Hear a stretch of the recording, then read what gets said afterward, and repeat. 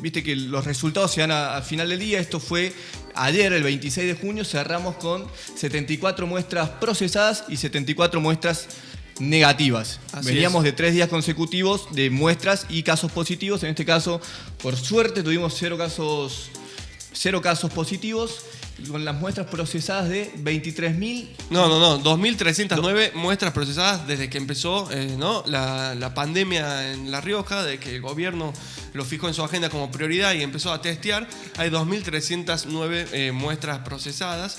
Así es. Tenemos 74 casos positivos acumulados. Hay muchos que ya están dados de alta. 75 casos acumulados. 11 casos activos y 56 pacientes dados de alta. Perfecto. Bueno, salió un poco desprolijo. No, está perfecto. A nivel país, vamos con los datos si querés. Sí, por favor. Tenemos un total acumulado de 55.330 en Argentina. Hay 18.403 recuperados y 1.184 muertes. Esto nos da la pauta, digamos, si vos lo comparás a nivel regional con la cantidad de muertes que tiene Brasil, Chile, Perú, mismo Estados Unidos o las que tuvo España e Italia, que por lo menos acá, el número de muertes no es tan elevado. Por lo menos se contuvo un poco, ¿no? La gravedad, lo traumático de esta situación. Había un cuadro que me voy a fijar que lo mostraba ayer Alberto, porque, a ver, nosotros acá en La Rioja ciertamente estamos viviendo, y la mayoría de las provincias, una realidad distinta a lo que vive el AMBA, lo que vive Buenos Aires en el AMBA, en el área metropolitana de Buenos Aires, que la verdad que ahí sí están con muchos casos.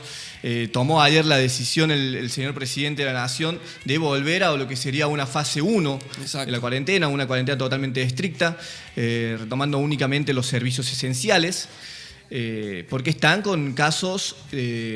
cada vez Está muy complicado. Ayer, por ejemplo, en Argentina hubo más de 2.000 casos, 2.800 creo que fue aproximadamente, y de ese 2.800 el 80% está básicamente en el AMBA. Entonces, claro, bueno, hay una estadística que dice que si llega a 3.000 casos se satura el sistema sanitario, entonces están con ese temor, por eso la restricción, por eso la vuelta a la fase 1. Obviamente todo el malestar que despierta en la sociedad, ¿no? Hasta el 17 de julio Sí, pero ¿viste cómo es esto? Hasta el 17 de julio, obviamente. Después nos vamos hasta el 25 de agosto, después nos vamos... Y se va extendiendo de a poco. Yo creo que también no es una mentira y ya saben que se va a seguir extendiendo, sino que son las pruebas que se van haciendo. Quizás si al 17 de julio logran controlar la situación, pueden volver a administrar un poco esta cuarentena o a flexibilizarla. Exactamente. Y por supuesto que es entendible la gente, ¿no? que está de mal humor, que se está quejando, porque lamentablemente... no es la cuarentena, sino que la pandemia está ocasionando una crisis económica muy profunda. Hay muchos comercios, muchas empresas que están en situación de quiebra, otros que están llegando al límite, en el cuello de botella de sus balances financieros, balances contables. Entonces por supuesto que es muy entendible este frenazo económico, el malestar de la gente, que no hubo un gesto simbólico de parte del gobierno de la Nación, porque en la provincia sí lo tuvieron. En Nación no hubo un gesto simbólico, al contrario, Alberto salió al cruce diciendo: mis funcionarios viven del sueldo, no lo voy a bajar. Claro, como si la otra gente no viviese de su sueldo también, ¿no? Y se está quedando... Por supuesto que pusieron en marcha un montón de ayudas económicas, como el ingreso familiar de emergencia, el bono de ANSES y toda la ayuda, pero por supuesto no es suficiente, y entendemos la parte de la bronca de la gente, también entendemos la política del confinamiento, tratamos de sacar por lo menos algo equilibrado de todo esto. Yo creo que el punto clave en todo esto, y me lo despejó un poco un gráfico que pasó ayer en el discurso del presidente, es si esta cuarentena estricta que estamos haciendo los argentinos tiene algún tipo de sentido en cuanto al número de casos que tenemos y la caída económica. Es decir, si los otros países que no hicieron esta cuarentena obligatoria no han tenido repercusiones desde el punto de vista económico. Y me lo demuestra este gráfico que dice que, por ejemplo, caída del PBI y fallecidos por país, en el que, por ejemplo, Italia tiene una caída del 12,8% del PBI con 34.678 fallecidos. Sí. España tiene también una caída del 12,8% del PBI con 28.330 fallecidos. Y así ya se le voy a pasar la auto y a ver si la podemos mostrar. En Argentina tenemos una caída del 9,9% del PBI con 1.150 fallecidos. Entonces ahí creo que está la brecha entre la cantidad de fallecidos, porque económicamente, como también lo dijo el presidente, no es la cuarentena la que genera el problema económico, sino que es la pandemia en Exactamente, es la pandemia. Y eso claramente vos, Pian, muy bien por decir eso, porque también esto se está usando políticamente.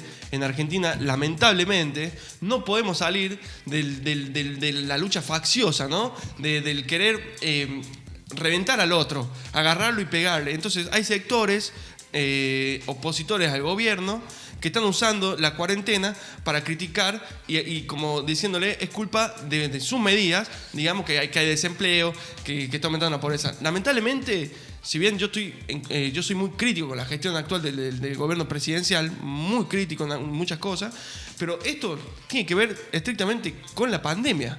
Es así.